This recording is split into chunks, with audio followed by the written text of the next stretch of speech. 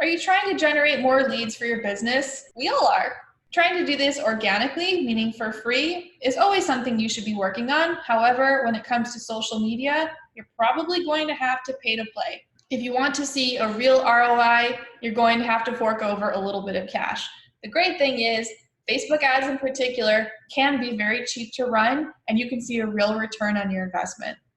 Using Facebook ads for lead generation can be a very cost-effective and powerful way to turn target audience members into loyal followers and eventually paying customers. First, what exactly do we mean when we say lead generation? A lead is any person who might be interested in your products or services. They're a potential customer.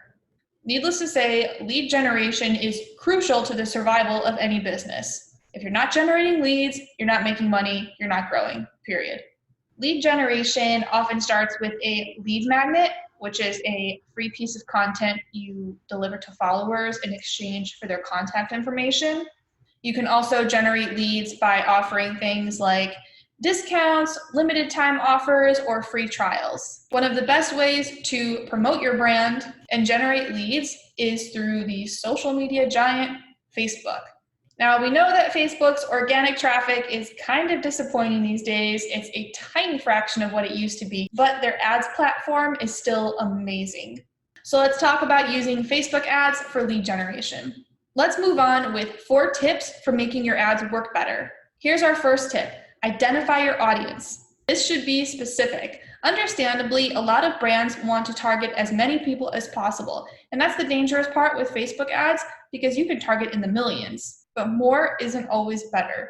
Consider factors like the geographic location, age and gender, and more detailed targeting like these people's interests, other pages they follow, things that they care about, their job titles, hobbies. This is all information you can input into your Facebook ad targeting, and it's really important because the more you can narrow down that target audience, the better that ad is going to convert. Secondly, you need to give people a reason to click on your ad. There needs to be some sort of incentive. Again, this might be a lead magnet, it might be a discount, it might be a free trial, a gift certificate, maybe you're hosting a free webinar, or there is some kind of contest.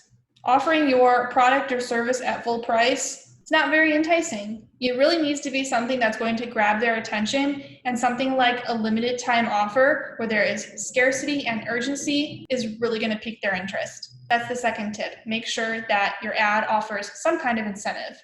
Third, you need to follow up with these people. One touch point isn't going to be enough. People need to interact with your brand several times before they'll consider making a purchase. The first interaction, the first touch point, is that Facebook ad. In many cases, the second touch point is going to be when they click through and go to your website. But there's so much more beyond that. For people who opt in and provide their email address, you want to continue nurturing those relationships by sending follow-up emails. Provide as much value as you can, get to know them better, help them get to know you better. You should also consider Facebook's retargeting option. Many marketers will tell you that retargeting is where it's at.